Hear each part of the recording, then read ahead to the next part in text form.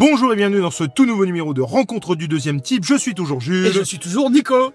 Aujourd'hui, on est là pour parler manga avec l'atelier des sorciers. L'atelier des sorciers, effectivement, que tu m'as prêté.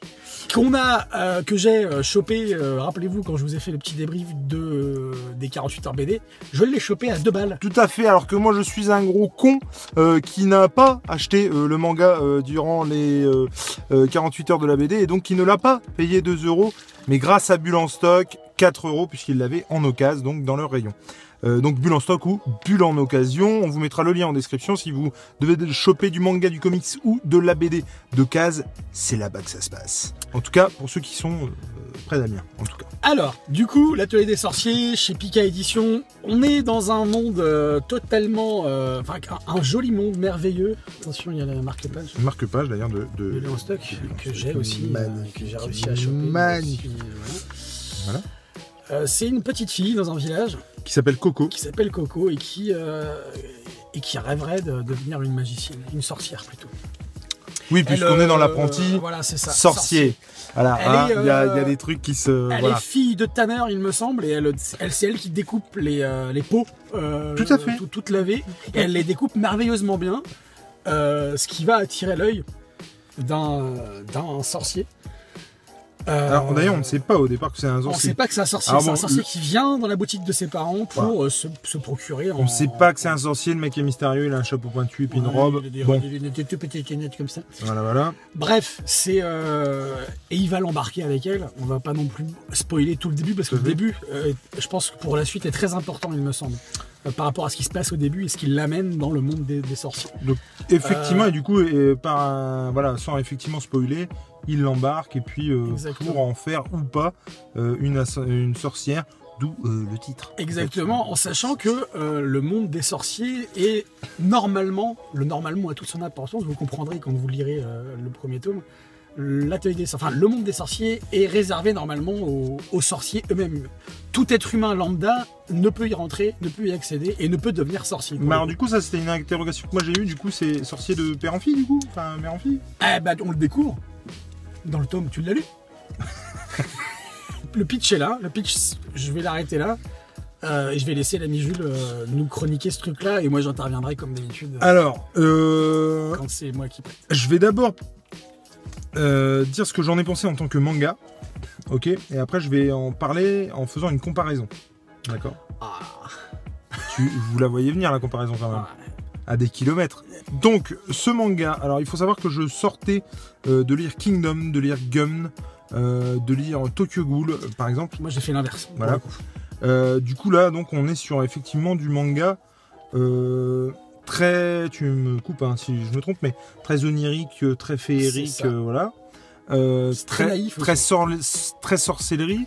On suit donc une toute jeune demoiselle, donc un peu ingénue.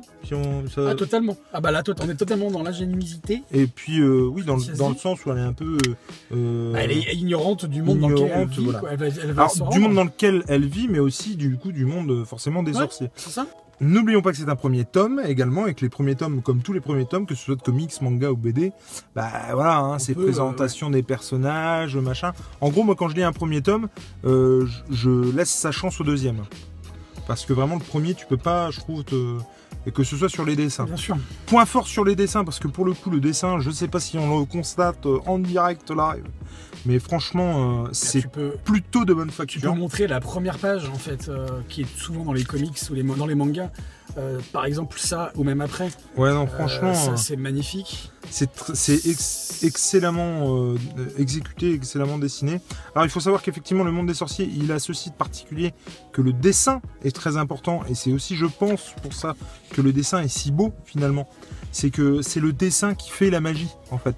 C'est en dessinant qu'on jette un sort. On dessine des signes en suivant un livre et qui jette des sorts, effectivement. Donc, pour le coup, je pense que le dessin est très très important et effectivement, il est très beau.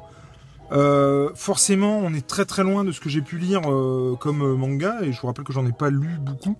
Mais du coup, moi ce côté féerique m'a un peu... Bon, c'est sympatoche, mais au bout d'un moment, faut que ça y aille, quoi. Je veux dire.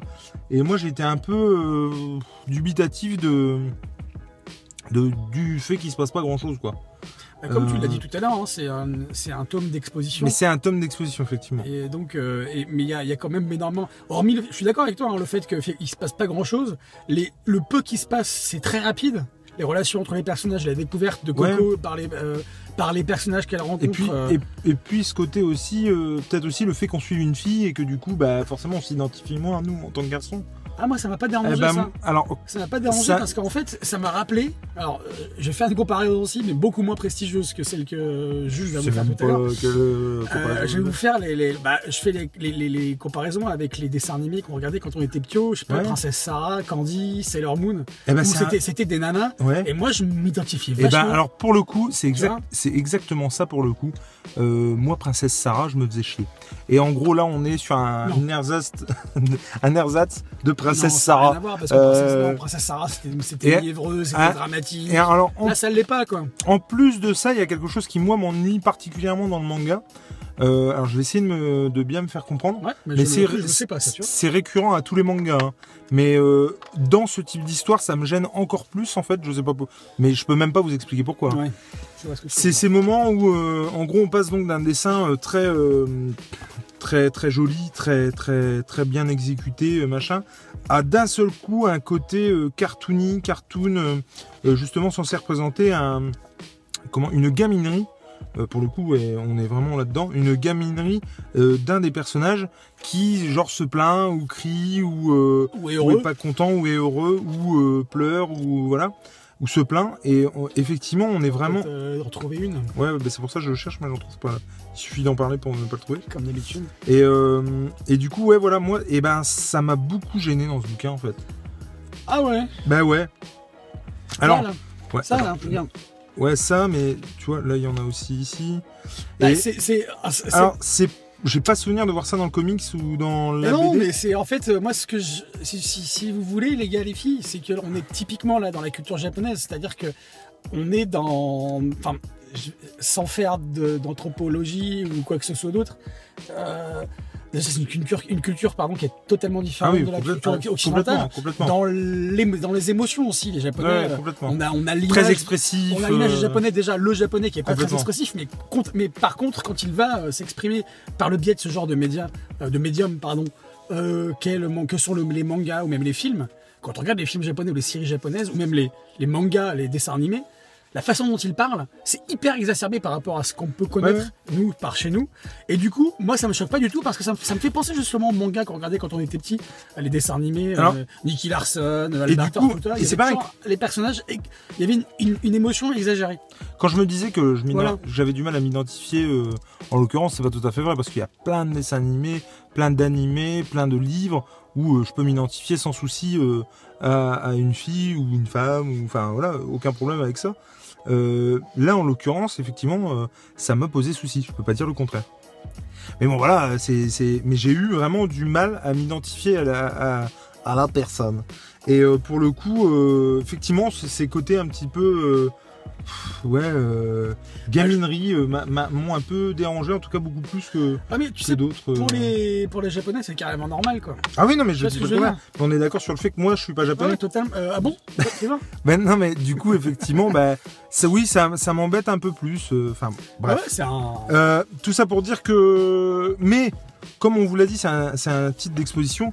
Moi, j'ai trouvé ça, voilà, c'est un voyage. J'irai pas au pays des rêves pour le coup, mais c'est un peu l'idée.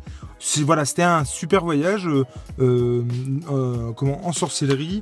Non, puis alors, excuse-moi de te couper, mais on a quand même ici, on a non seulement un tome d'exposition, mais c'est un tome initiatique aussi. Complètement. On a quand même un voyage initiatique de la part de Coco, qui part de chez elle. Vous découvrirez si vous le lisez pourquoi elle part et vraiment les vraies raisons et ce qu'elle quitte surtout. Et ce qu'elle va trouver dans le monde des sorciers. C'est-à-dire que ça va pas être, excusez-moi, c'est pas un spoil, hein, ça va pas être tout rose. Hein. Alors pour le coup, par contre, et ça, je tiens à le souligner. Ce que j'ai par contre adoré, et ça c'est un gros point positif de ce manga-là, c'est effectivement on rentre dans un univers, mais c'est hallucinant, c'est dingue. Enfin, vraiment, on est complètement dépaysé. Et ça, c'est vraiment chouette. Carrément. Et alors, non seulement effectivement l'intérieur du manga, enfin je veux dire l'histoire, l'histoire qu'on suit, effectivement, a un côté dépaysant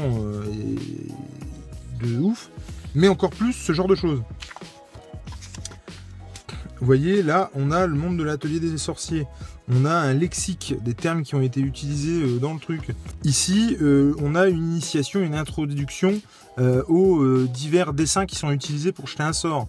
Le pourquoi du comment, il y a des exemples, les flèches, ce que ça signifie, l'emblème, le cercle. Bien sûr. Et finalement, l'apprenti sorcier, c'est aussi un peu nous. Tu vois, on lit nos cours. L'atelier des sorciers. J'ai dit quoi? L'apprenti sorcier. Oui, c'est une sorte d'apprenti quand même, mais effectivement, l'atelier des sorciers. Donc finalement, le sorcier apprenti, du coup, si on peut dire, le disciple, c'est un peu nous et on étudie finalement la sorcellerie en même temps qu'elle. On découvre ce monde qui nous est dépeint dans le manga, mais aussi ses règles. Et ça, moi, j'ai beaucoup aimé. Je sais pas si tous les mangas sont comme ça, mais en tout cas, tous ceux que j'ai lus depuis que je me suis mis au manga cet été, donc j'en ai lu 4-5 des séries que j'ai commencé. J'ai l'impression que c'est l'apanage du manga d'avoir, en tout cas à la fin du premier tome, comme là, un explicatif sur certains personnages, sur certains lieux, etc., certaines choses qui se passent, et même à l'intérieur du manga. Je pense à un manga que j'ai fini, que j'avais acheté avec un manga acheté, un manga offert, c'était Golden Kamuy, qui est adapté comme la plupart des mangas en dessin animé, et qui est apparemment un gros succès.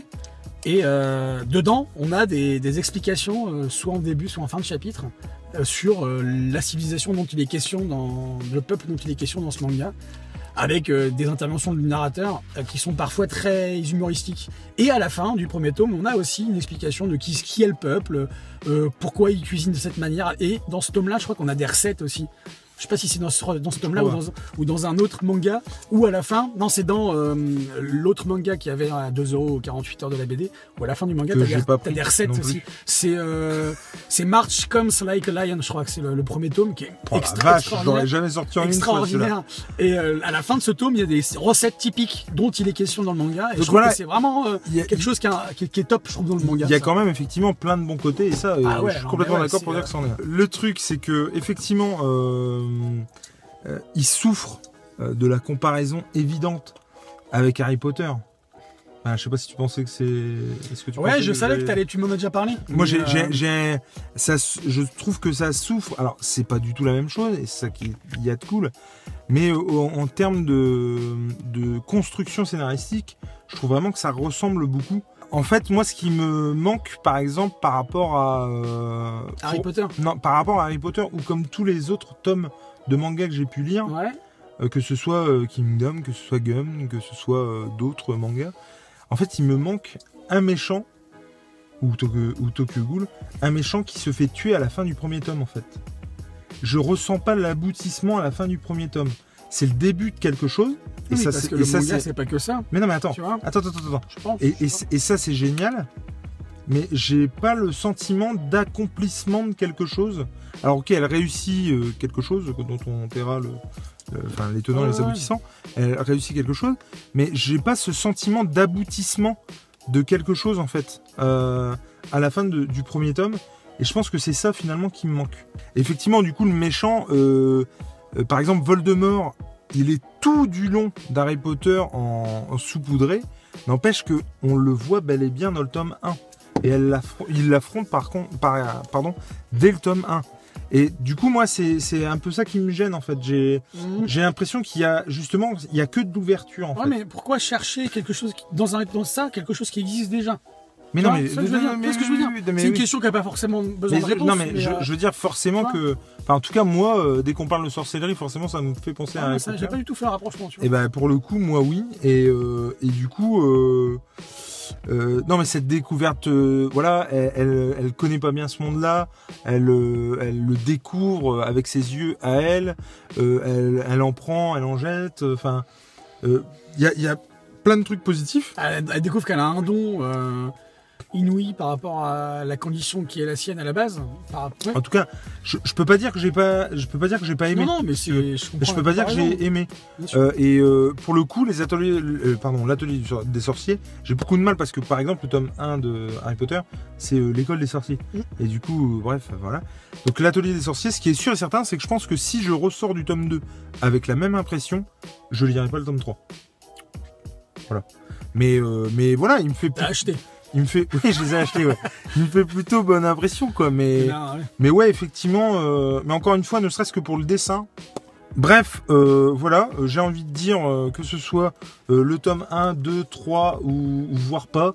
L'important, bah, c'est de lire. C'est de lire. Vous connaissez maintenant mon avis sur l'atelier des sorciers. Faites-vous votre propre avis, comme on aime à le dire avec Nico. En plus, d'occasion, vous pouvez le trouver pas cher. Moi, je l'ai chopé 4 € sur Bulle en stock. Vous pouvez même peut-être le choper encore à 2 balles l'édition des 48 de la BD, parce que certaines librairies il y en a encore. Donc voilà. En tout cas, voilà. Pas ouf, mais pas mauvais non plus. Et par contre, si mon avis change et que je trouve le deuxième extraordinaire, bien entendu, on vous fera une vidéo pour ça. Première vidéo, 18 minutes, ça promet. Merci. Ciao, ciao!